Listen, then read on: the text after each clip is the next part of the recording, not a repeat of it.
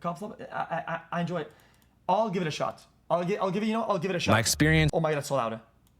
being detained by the Israeli army was strange. There was no crime committed except for filming a camcorder shot of an illegal settlement. And for that, I was questioned relentlessly, mainly on why I'd be in a car full of the bad guys, aka Palestinians, as an American citizen. After taking Musa's keys and all of our passports, they allowed me back in the car. He said not to leave yet.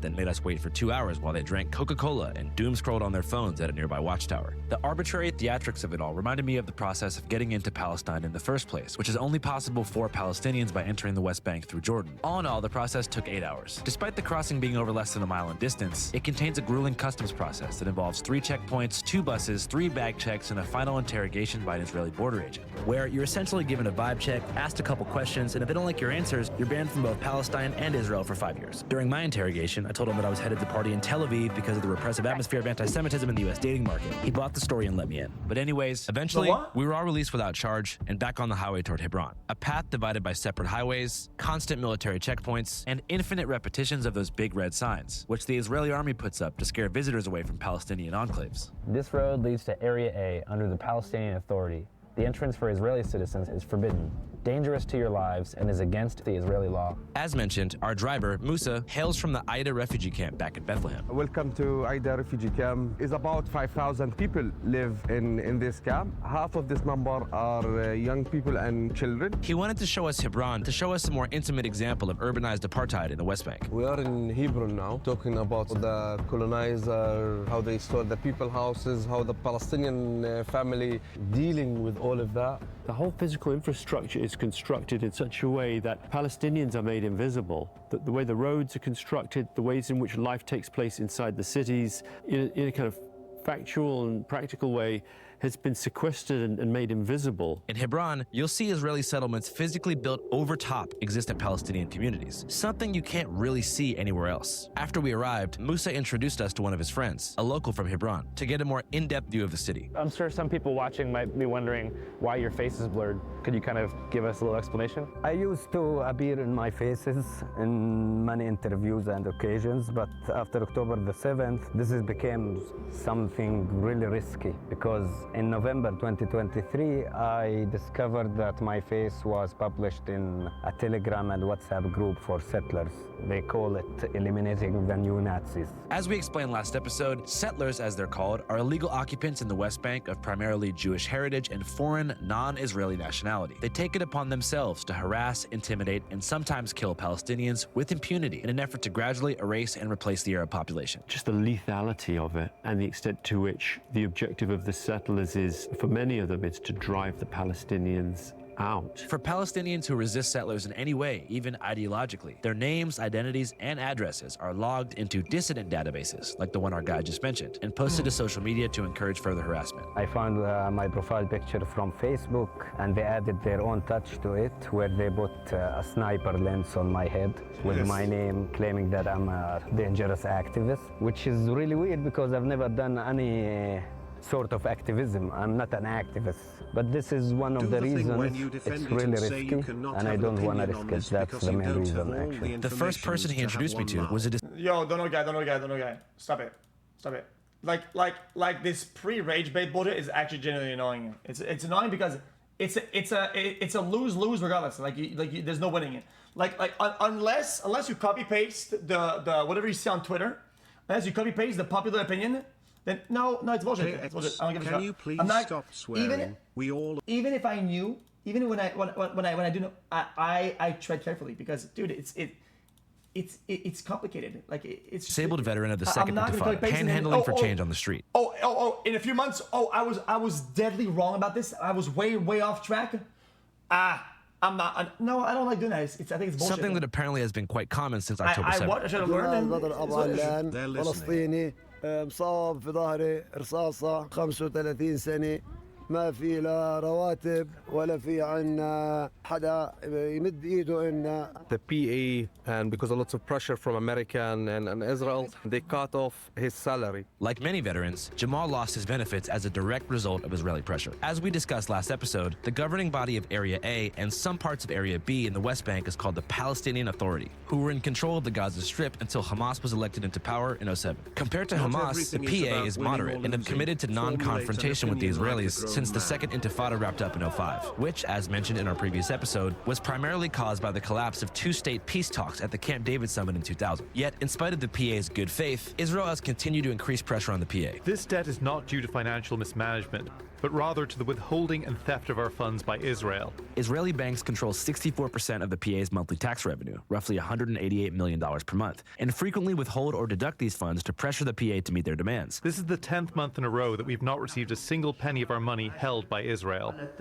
This system of illegal revenue control prevents the PA from being able to provide basic social services like benefits for veterans. They've also devastated the West Bank's medical infrastructure by revoking the medical degrees of all Palestinian doctors and medical professionals who earn their degrees from non-Israeli universities, while simultaneously calling for the assassination of any PA officials who so much as hint at the idea of a two-state solution after October 7th. يعني عايشين من قلة الموت ما في دخل ما في شيء بتنجبر انك تقول للناس اعطوني تمد ايدك للناس ما في لا دخل ولا فيهم يعني بدك تحكي يعني الوضع صعب يعني الساعة احنا اهون من اللي في غزة بس برضو وضعنا صار بده يصير شابه شوي احنا قاعدين بنجر لوضع زي غزة وزيادة. There's a de facto sense in which life becomes intolerable. I mean, they're doing this in Gaza, right? They're saying like incentivized emigration, saying like you just leave. So I think there's a sense in which they complicated. Chat. When he was on the other guy's stream, Tiki Talkie guy, whatever, right? I thought it was like kind of the opposite. But many of the, certainly the far right, they just want the Palestinians to go. They see them as just an intractable problem that would have to be forced out. Do you think that if Israeli society were to moderate a bit and kick out the fringe sort of Ben-Gvir Smotrich element and initiate good faith talks with the PA, do you think that like a two-state peace solution is possible in the future based upon what you've seen? Or do you think things are too far gone and the cycle of revenge and trauma is so deep now that it's just going to be a nightmare for the rest of eternity? I remember in 2011 thinking, wow, two-state solution seems really tough at this point. And actually, you know, because the settlement incursions are so huge, the level, like the border would be, you know, so they talk about, population transfers, but you've got two non-contiguous terrains like Gaza and then the West Bank, and then also a very understandable sense of grievance.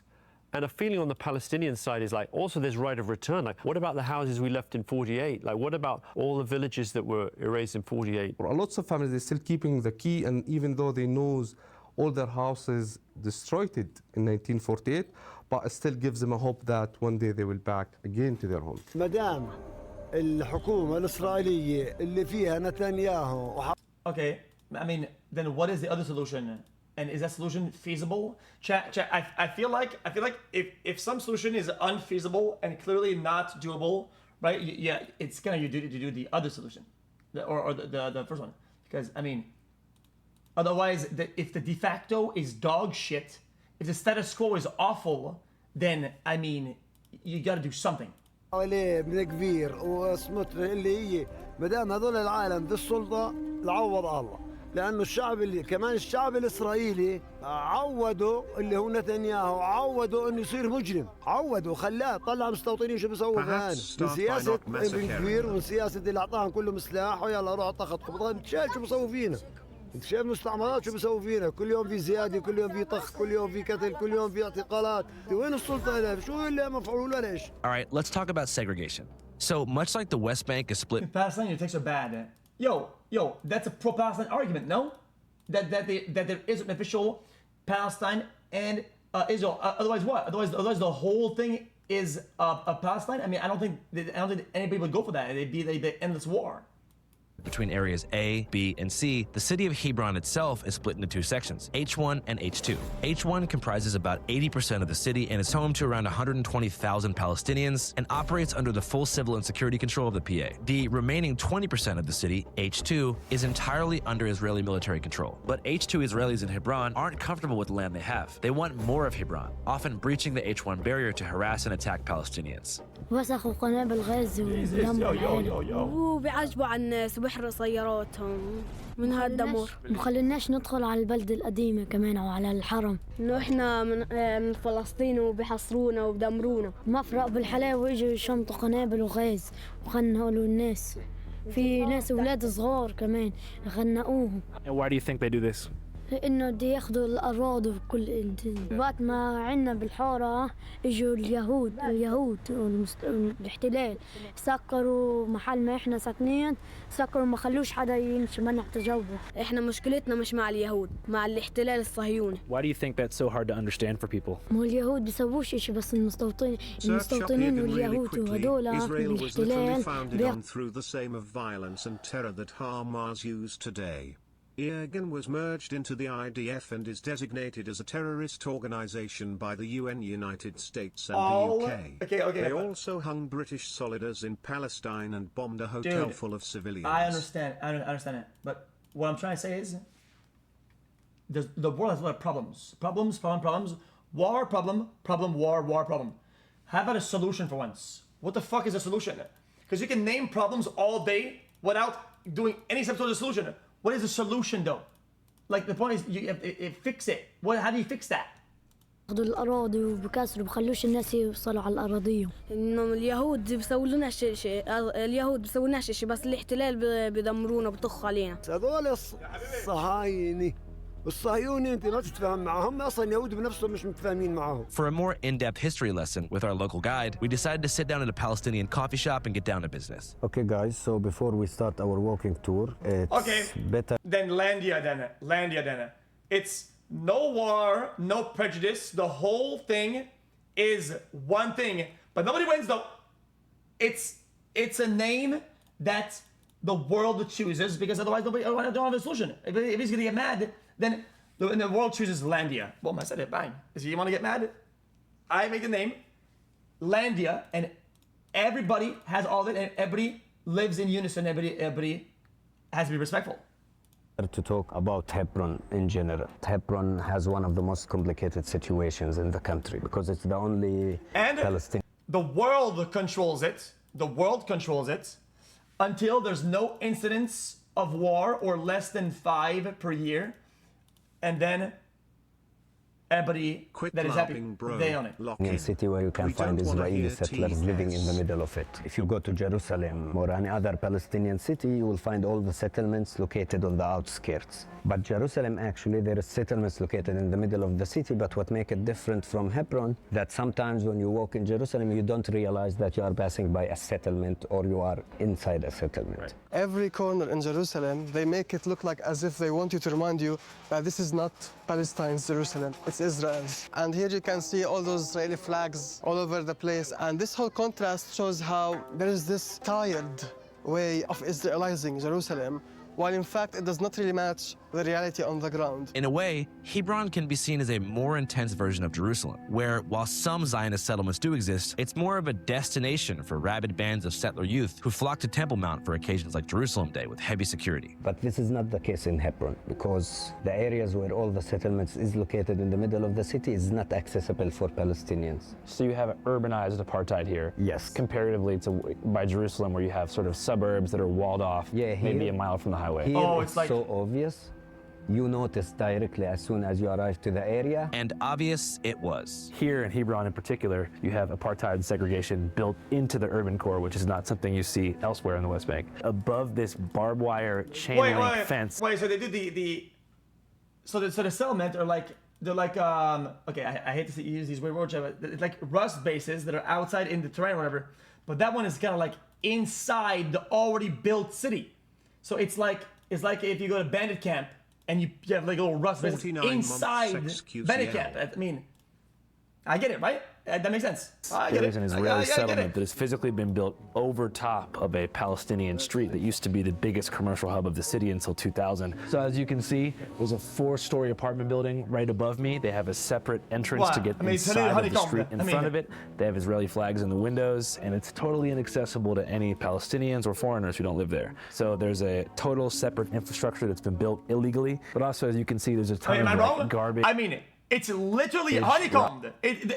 You say, oh, dude, really a Rust analogy? This is literally a Rust basin. And different heavy objects that have been dropped onto walls, the metal camera, above fucking me. All metal signs chain link indicate fence, have been like, really? thrown by the settlers onto pedestrians who walk down the street in Palestine. You know, it's sometimes said, oh, well, is there apartheid? You know, apartheid being the term that was used in South Africa for racial segregation. Does that exist in the West Bank? In my opinion, absolutely. The difference, though, you know, the apartheid in South Africa was explicitly, literally about skin color and texture of hair. So it was all about racial identity. In the West Bank, what you have is a sense of there's two communities with different ethnic identities. And by the way, some of the Palestinians are Christian, but obviously most of them are Muslim, and they are subject to a different legal regime. And in certain respects, I'd argue it's worse than apartheid. Like it's more militarized, it's less functional. Like life, I think, is more intolerable from what I observe and understand in the West Bank than it would have been in South Africa. So we've mentioned 2 dates so far. The year 2000, when the second Intifada started, discussed last episode, and October 7th, 2023, the date of the Hamas attack on Israel, which resulted in the Gaza genocide and an increased pressure campaign on the West Bank. We will destroy Hamas.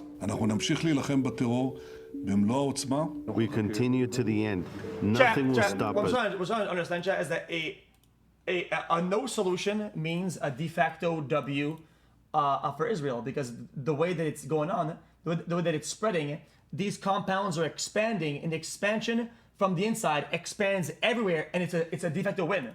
So any stalling equals win. So stalling forever is win for them. So then, solution must happen. We will go to the end, to victory, no less than that. I'm cautious about framing the situation there as some kind of ancient conflict or some unfixable stalemate between two frenzied religious groups. But to be fair, religious tension and violent clashes in Hebron go way back before the formation of Israel in 1948. Part of this is because the city carries as much religious significance for Muslims as it does for Jews. And the most important part for them was this, the old city of Hebron. Why? Because the tomb of patriarchs is located here, where Muslims, Christians, and Jews believe that the Prophet Abraham and his wife Sarah, Isaac and his wife Rebecca, Jacob and his wife Leah, all of them are buried in a cave. And on top of that cave, a structure was erected later on, which became a mosque, and later on was divided to a mosque and a synagogue, a Jewish synagogue. Abraham is the shared prophet of Christianity, Islam, and Judaism. Yes. For Jewish religion in general, this building considered the second important religious sites in the Jewish religion. And they also consider the Prophet Abraham the father of the Jewish religion, even though that the Jewish religion came many years later after the Prophet Abraham. To break it down, the Cave of the Patriarchs is one of the most contentious sites in the world. Half the facility is a mosque for followers of Allah, and the other half is a synagogue for followers of Hashem, all of whom rejoice in the shared worship of Prophet Abraham, whose wife and kids apparently rest in the caves below. He might also be there too. So the cave where Abraham lived is supposed to be 18 meters below us right now? Yes. And that's the entrance to the cave? That's the main entrance to it. And only every morning at 9 a.m., the Palestinians who works here, they open the entrance to do an old tradition, which is lighting 4 candles and send it all the way down. So according to the story that was mentioned in the Genesis, Abraham, when he was living in Hebron, when his wife Sarah died, he wanted to find a proper place to bury her. So he bought the cave. He buried his wife Sarah there, and later on it became the burial site for Abraham and the rest of the family. So that's why this place is considered the only place in the world that represents the 3 main Abrahamic religions. So this is one of the holiest sites for all 3 religions? Yes. It's actually is it shared? Can anybody go though? In the rest of the world, you don't find a place that represents the 3 main Abrahamic religion in the same structure. Makes sense there'd be a lot of conflict in this particular place. Yes. Hey, what's up, guys? So as you can tell from the footage, earlier this year, reports set what's going on in the description of Hebron to be and to talk about conflict. Far before the Zionist movement existed in Europe, and beginning in the mid-1500s under the Ottoman Empire, Jews began migrating to Hebron to be closer to Abraham's cave. How did Jews and Muslims live side by side in places like Hebron before Israel, before the Balfour Declaration, let's say under the Ottoman Empire? In the Ottoman Empire, basically minorities, Christians, Jews, were treated mainly with disinterest until the modern period. I remember this guy. It's sort of like you do your shtick, you do your thing, you organize your own charities, you organize your own educational system. We just don't care. Now, minorities had to pay a jizya, a tax, because they weren't conscripted, they weren't part of the army, and they were being protected, the theory was, by the government itself. But that tax was abolished in 1856. Things were pretty much all good between religions in Palestine under the Ottoman Empire. But after they fell and the British took over around 1920, that all changed. So in that period of time, you had Zionist immigration, you had a separate economy being set up, you had land being bought by the Zionists and the expulsion of Palestinians from the land. You had an underclass rising in the urban areas of Palestine.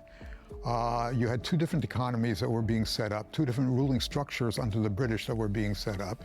So you had this hardening of communal boundaries. Gradually, the Arab Muslim majority began to view the Jewish population as an asset of the British occupation, especially after 100,000 European Zionists immigrated to Palestine in just a 6-year period between 1922 and 1928. By the end of that decade, tensions reached a boiling point. Chat, Best illustrated. Everybody gets mad at this, and that. Chat, the British didn't they invaded and owned everything? I mean, they owned almost every piece of land. Chat, they had like 30% of the whole world, and nobody gets mad about that. Nobody gets mad. By the tragic events of 1929. There was a massacre that took place in 1929. One of the things that took place in Palestine was in 1929, where there is an escalation started in Jerusalem between Palestinian Muslims and new Jewish immigrants who immigrated to the country. It started in Hebron after the British army used some Palestinians who have interest with the British government and raised rumors in the city that a massacre was committed. So what would have been the play then? The play would have been to say no? To what? To harden the border and say no immigration, low W? Against the Palestinian Muslims in the old city in Jerusalem. And people get panic. They decided to leave the city trying to reach Jerusalem, but all the entrances of the city were closed by the British army. So what happens, people went back to the market and they found that a massacre or a clash started against the Palestinian Jewish community living in Hebron. There was a massacre of Jews, about 70 Jews were killed. The 1929 massacre led to the destruction of Hebron's Jewish community and the exodus of every last Jewish person living in the city, many of whom were among the Palestinian Jews that comprised 10% of the population before Zionist immigration began. Most of the people who lived in Hebron before the massacre of 1929 were indigenous Jews. The Zionist population was never a significant part of the Hebron population. Indigenous Jews of Palestine. Of Palestine, yeah. I mean, these are people who either came back before the Zionist movement or could trace their ancestry way back. Understanding 1929 is crucial in grasping the kind of narrative that's fed to settlers in order to justify further incursion into the West Bank. Isolated from context and stacked against other horrific things that have happened to Jews in different parts of the world, it grooms settlers to believe that seizing or living on Palestinian land after the formation of Israel isn't an illegal act of cruelty, but rather an act of retribution to avenge their forefathers. Okay, but what are these houses though? I have to judge Israel isn't an illegal act of cruelty, but rather an... What in the fuck is that? Is that apartments? Act of retro. Okay, you made fun of me for my rust analogy. That's a rust compound. This shit is literally honeycombed. You can literally see where they're hiding the TC. I mean, retribution to avenge their forefathers. Look, this is something that is very central to the Zionist mythos, because the massacre fits up there with other massacres that have taken place, like Kishinev in Moldova in 1903, like the Farhud in Baghdad in 1941, like the Holocaust. All these things add up to a rationale for Zionism, that Jews can't be safe anyplace else, that they're going to be massacred. They're going to be massacred in Palestine.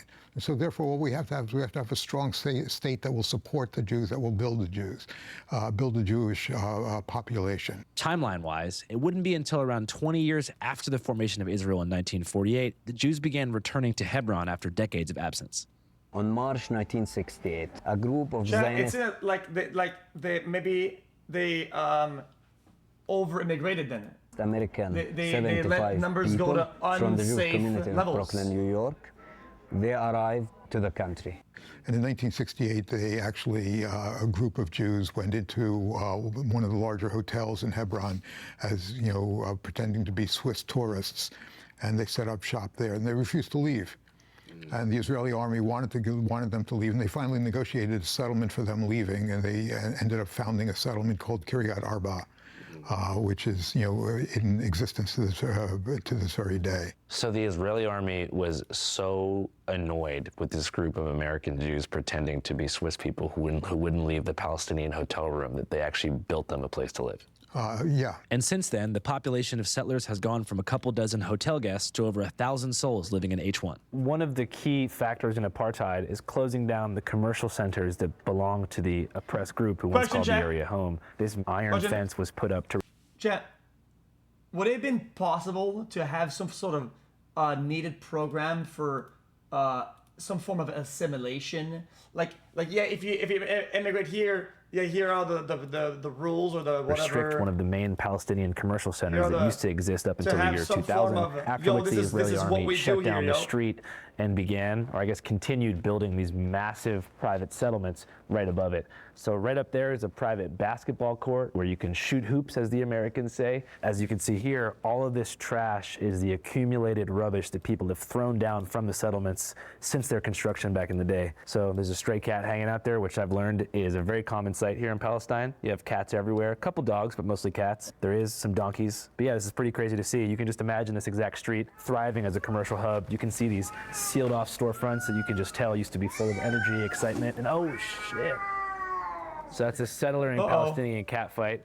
Cats obviously are not aware of the political situation, but it's a metaphor for what's going on. Even if these cat-infested barriers weren't built and there was freedom of movement, though, Palestinians would still be subject to arrest if they tried to cross into H1 without military authorization. So this massive purple area that you have here on the map, it's coded purple because it says travel forbidden. Yeah. So you have almost half of the urban core restricted to Palestinians. But this division appeared in 2000. Okay. That's why, after 1984, the city was still accessible, that part of the city without any problem. Then in 1987, the first Palestinian civil uprising started, known as the First Intifada. So, we've talked about the Second Intifada a few times, but the first one began for almost identical reasons. Palestinian frustration with the military occupation of the West Bank and Gaza Strip. But the key difference between the First and Second Intifada is that the first one led to a conversation, a negotiation between the Palestinian Authority and the Israelis. And unfortunately, it resulted in signing an agreement known as Oslo Accord or Oslo Agreement. The Oslo Agreement, discussed last episode extensively, is the reason for the Area A, B, and C divisions in the West Bank, and widely regarded as a failure on both sides of the coin. For us, or for me as a Palestinian, I found that agreement was the worst agreement that was signed in the Palestinian history. US Why in particular? some Hamas deal that doesn't materialize.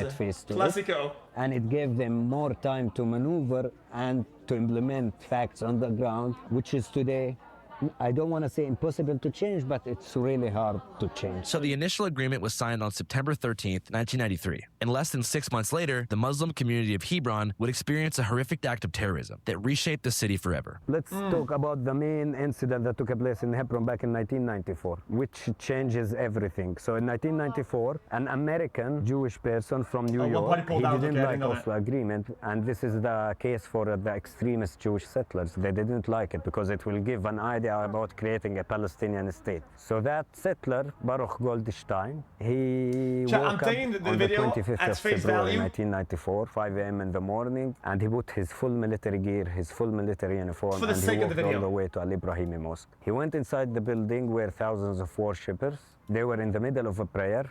He opened fire and he killed 29 Palestinians, injuring another 150. There is blood all over the carpets, the blood all over the floor.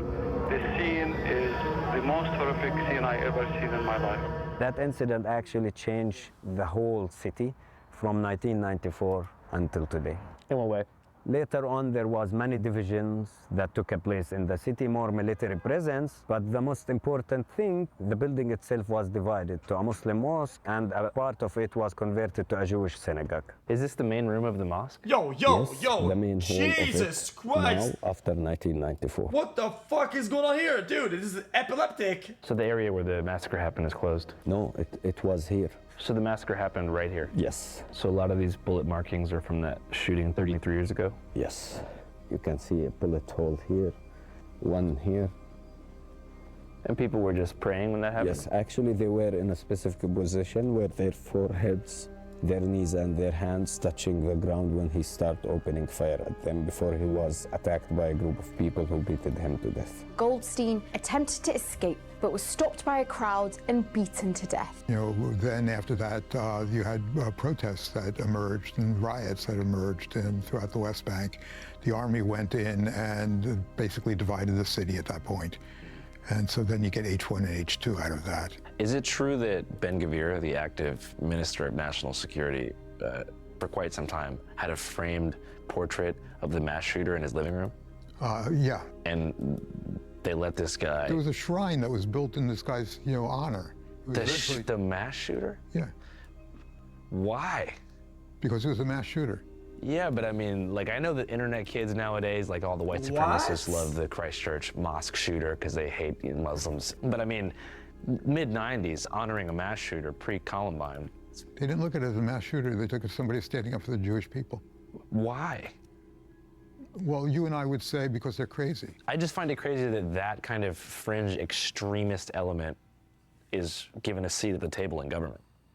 Yeah. Well, they are, and that's one of the aspects of this Netanyahu government. He was so desperate to form a government that he brought in people who were basically would be shunned by any other government, in process of formation.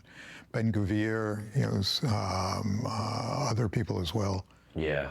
You think that those guys will end up somewhere like Nuremberg a few decades down the line? No. Do you think Trump is ever going to be held up as a war criminal, or Hegseth is ever going to be held up as a war criminal in spite of the fact that they're ordering war crimes being committed? Right, but I mean, Trump's not walking around the border putting people in chokeholds. Ben-Gvir tucks his shirt in and walks around yelling at minorities. He's kind of got like a little bit of an African warlord thing in him. Well, he's got, he can't travel to much of the world. He can't travel to Europe, for example, no Mediterranean vacations. France has decided to ban Israel's far-right police minister from access to French territory. After exiting the mosque, we headed over to the synagogue side of the facility, which apparently our guide couldn't come into.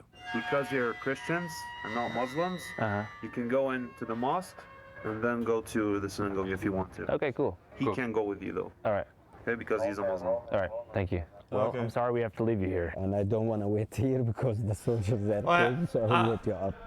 Okay, see you. Can you go to the mosque, though?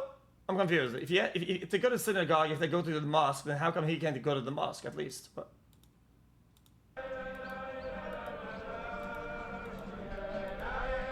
So now we're going to enter the synagogue here that was established after the mass shooting in '94 to see what the vibes are and see the wall from the other side. There are some Jewish worshipers down there in absolute ecstatic joy, singing, dancing, and giving prayers to Hashem. Spitting bars for proto-Jesus. There's a lot of American connections you can see pretty much present everywhere. This was dedicated by the Goldman family of New York, not too far from where I grew up, in Philadelphia. So let's talk about New York City, the Big Apple, which financially powers the majority of H-1 settler operations, aside from the Army guns themselves, which you, American taxpayer, pay for yourself. Well, I mean, you see Smotrich at the Israel Day rally in New York? No, I didn't. Smotrich was out there just walking around, holding a banner with Eric Adams. Yeah. Crazy stuff. Yeah, at the same time, Mamdani, refused to attend and good for him. Why would he go? No, that's the idea. It's good for him. Did you ever see that classic, mayoral debate panel back in the day where they asked each candidate where they would go if they had a vacation week or whatever? And everybody said Israel up there except for Mamdani. Really? No, I didn't see that. It was like a cartoon. Everyone was like, I'd go to Israel. I would go to Israel. First visit, I would visit the Holy Land. I would stay in New York City. My plans are to address New Yorkers across the 5 million. Okay. What the fuck? Boroughs and focus on that. Like, it was like they were all had a gun to their head. Yeah. NYC is a crucial player here because within Israel itself, settlement expansion is actually quite unpopular, especially amongst the youth, and has been the subject of many a protest on the Israeli left. For this reason, among others, the companies in charge of selling real estate in places like Hebron within settlements often advertise... If that wasn't a cartoon, it would barely be funny because of how outrageous and how unbelievable it is, but it's real. Abroad, especially in the U.S., to rope American Jews into either moving to the West Bank or making some kind of big donation. The only way that this apartheid is still continuing today is because it has strong financial pillars. One of the biggest donors for settlers in Hebron in the state are from the United States. And we're talking about the biggest charitable American organization. It's called Hebron Fund. This organization, Hebron Fund, is in charge of funding Israeli settlers, collecting donations to the settlers here to sustain what we see today. So the Hebron Fund, located smack dab in the middle of Brooklyn, is responsible for the renovations to the synagogue in Hebron and are the primary chaperones of the transnational migration pattern that keeps the settlements booming. Here's some coverage captured by our East Coast correspondent, JP, outside an event in New York City, where allegedly settlement condos and land shares are being advertised and sold inside. What's good? We are here on 67th and 3rd Street in front of the Park East Synagogue in New York City for the Great Israeli Real Estate Event of 2026. It's in a series of real estate sales that have been happening across New York, New Jersey over the past year of different land in the West Bank and in Israel. We're about a mile from the UN, who has said that sales of these nature are illegal under international law. I believe there's a real estate agency inside there. They're selling land to Jewish people to go to Israel, or whoever wants to buy homes in Israeli places over there. Anti-Semitism levels in New York City are off the charts, unprecedented levels of anti-Semitism, of hate crimes against the Jewish community. Do Jewish lives matter? I guess not to the left. What charlatans, what frauds they are. They're coming here openly in the middle of a genocide, trying to sell the lands that they're presently evacuating. They're wiping off the inhabitants from the land and selling that land. It's an insult to common sense, and it's an insult to Judaism and to the Jewish people. Oh, so I guess it's illegal to sell land in America because America is a settlement land, isn't it? Didn't we conquer this land 200? Why don't they have a program where they, if they do that, I mean, then sell land in the opposite direction? No. 50 years ago, literally in July 4th, it's going to be. So this land is stolen land. It was settled by, Native Americans, correct? Wasn't this land correct for Native Americans? Are we all Native Americans? None of us are Native Americans. Those people are at the reservations, aren't they? Every land. What I'm saying is, in the same kind of the Rust analogy, I mean, if they fund some Rust compounds, right? Well, they fund the Palestinian compounds that push up, so it doesn't get pushed into by the other compounds. Middle East is settled land because Egypt was Coptic Egyptian, Yemen was Jewish, Syria was Christian, and the Muslims took it over. So that's settled land. They're occupied land. If you go again back into biblical times, Muslims didn't live in those areas. Muslims were created 600 years after the birth of Jesus Christ. And the synagogue has the right to invite whomever it wants. It's not an illegal purpose. The movement of Zionism is a terrorist movement, and you dare to stand up and defend it. Be embarrassed of yourself. So if I was hosting an event that was showing you potential speculation for how we can sell children out of a church, everyone in the world would know exactly what that was. It would be illegal. It would be both under international law as well as New York law. You cannot plan to commit a crime. And the reality is, having been inside these places, they absolutely do commit war crimes all the time directly out of these synagogues. They're using it, as they like to say, as a human shield. But the reality is, there's no defending what they do without whataboutism or outright lying, the second of which is more common on their end. With all due respect to Channel 5 or whatever lefties you are, with all due respect, they're here to call for the destruction and annihilation of the world's only Jewish country. We're here to support the empire. Don't be an anti-Sith. Hold on now. The Galactic Empire is the most moral empire in the entire galaxy. Here we go. Really? I'm with you. And they kick him out. Wait, hold on. And they kick this guy out, really? You guys, I'm supporting the Empire. Anakin Skywalker has done so much for young Jedi children. If you guys don't want to live in the Galactic Empire, why don't you go to a day? Okay, what about Order 66? Dagobah or Tatooine. There we go. I support the Empire. Support the Empire. Yes. You support the Empire, sir, right? Do you support the Empire? And this is Walter Matheson. What do you think about him? Walter Matheson is a weird that's the Joker. Mother. All I can tell you is this is the guy who was in Gracie Mansion, and when he told him that everybody is welcome into the United States of America or into New York because he didn't like ICE, ISIS supported terrorist guy came over his shoulder and threw IED or some type of an explosive. You don't get to come from outside and then tell everyone else. He needed to see that not everybody is welcomed here, not everybody is peaceful, and the people that he wanted here, the immigrants, threw a bomb over his face. This so-called Jewish state is a fraud. It's not a Jewish state, it's a Zionist occupation. When they made the state, you can see this is David Ben-Gurion reading the Declaration of Independence. They're rebelling against God. They're not even covering their heads. As you see, every Jewish male is... Yo, this guy came out with the fucking book. Bro's got the lore. He doesn't need Google or AI. Bro pulls out the book and starts flipping over the pages. Holy shit, I cannot. To have a covering on their head. And here they're making a so-called Jewish state. At this historical moment, they didn't even deign to at least to make themselves appear as some representative of Judaism. The Hasidic community is split on the question of Zionism and the question of Israel, because some of them say that according to Scripture, God will bring the Jewish people back to Palestine. And this is forcing God's hand, and this is something you don't do. You don't tell God what to do. So fundamentally, we don't go to Palestine, we don't go to Israel, we don't build a state in Palestine or Israel, we don't try to force God's hand. Jews and Muslims lived together for hundreds and hundreds of years, although we have a distinctly different religion. It was never an impediment to coexistence. I don't really like the word use Palestinians because Palestinians is just an ideology, but let's just use the word Palestinians. They were offered 5 times to have their own land, a 2-state solution. They rejected it every time. What would you say to people who just believe that U.S. taxpayer dollars should not be contributing to a war in the Middle East? I say tough luck. Unfortunately, civilians are always going to die in war, and they are going to be collateral damage, whether it's going to be on the Israeli side or the Gaza side. Iran, Lebanon, the Houthis, and Gaza, they're all been shooting rockets indiscriminately into Israeli airspace, where it lands, wherever it lands, they don't care. They've been screaming boom, boom, Tel Aviv.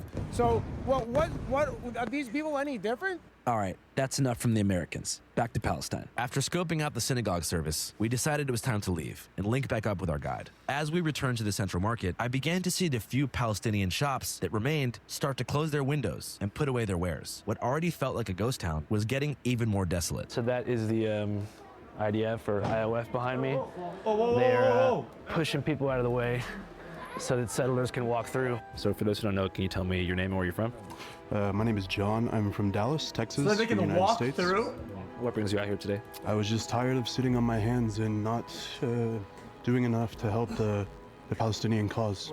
And what specifically is happening right now? Right now, what we can see down the street here is what we call the incursion or the invasion. Every Saturday, the military closes down all the shops. They force the Palestinians to close their shops, and they are escorting young settlers throughout the city. So you have about 50 to 75 settlers behind 4 to 5 armed security guards, or specifically 15 members of the military. They're going to walk them through the street. So you have the army telling people to get back with guns and stuff, saying let them do their thing, or let's get Okay. They have all the guns and shit. Why do they have to close the shops though? What if these guys want to buy a bracelet or some shit? What the fuck? What the fuck?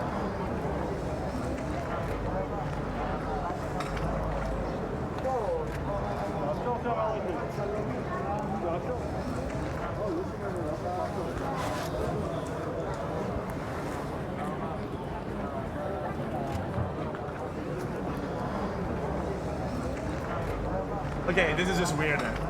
Okay, this is just weird. Sorry, this is just weird. Chat, this looks like one of those field trips or something like that. You're one of the kids, and there's like some people like working or some shit like that. And you just observe. It's just odd. This is an odd sight. Like.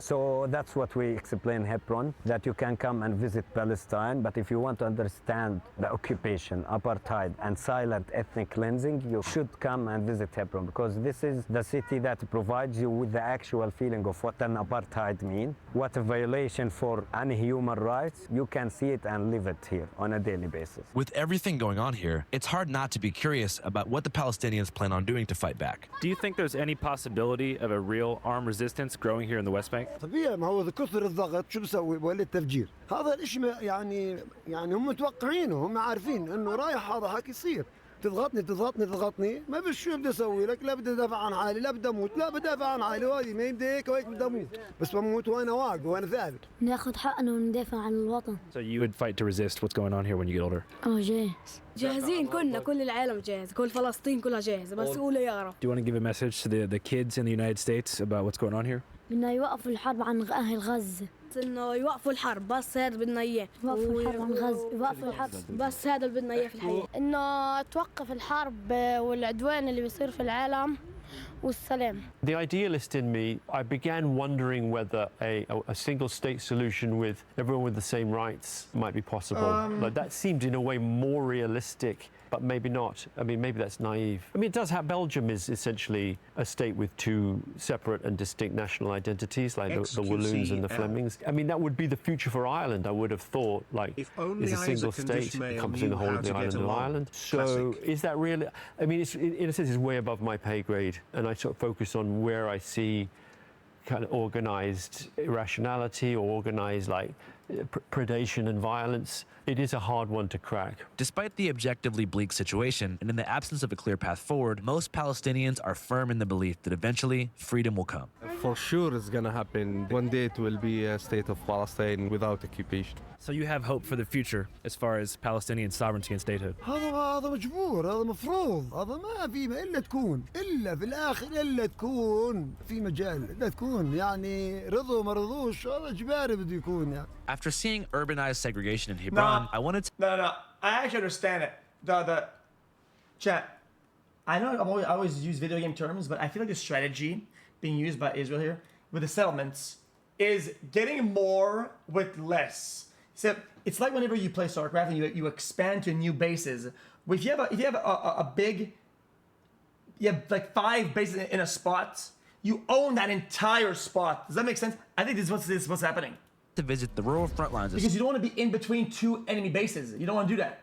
So with very little, you get a lot of space. Settler conflict to a village somewhere outside the urban core, where Arab Bedouins were subject to the kind of attacks that I'd seen through a great deal of user-generated content on social media. So we hopped back in the car with Musa and drove even further south to the villages of Massafaryata, most notably featured in the award-winning documentary No Other Land. Our plan was to meet a local official and get a full tour of a village on the front line of this horrible conflict. If you'd like to see this coverage and support us while doing it, and also if you want to see the full 2-hour sit-down with Louis Theroux, head to our Patreon at www.patreon.com/channel 5. If I had it my way, everything would be free. But hiring fixers, renting equipment, traveling across the world and fighting lawsuits against powerful people is very, very expensive and time-consuming. So we need your support. Channel 5, as mentioned, is a totally independent crowd-funded newsroom, and we can only make money 3 ways: merchandise, limited ad reads, and of course, Patreon, where a sizable army of real ones pay $5 a month to get access to these videos are hard to just. Oh, hey, yo, really? The entire catalog of uncensored, early exclusive, and crazy-ass content. So if you want to support us and see more, again, it's www.patreon.com/channel5. I'm going to put the link in the pinned comment and description box of this video. Have a great day. Channel 5 live worldwide, Hollywood and Vine. Fuck the authority. Channel 5 News. Channel 55. We don't fuck with costers. And Does 5 this dominate U.S. taxes? Is it?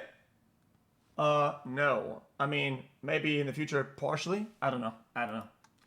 PSA has the power to turn.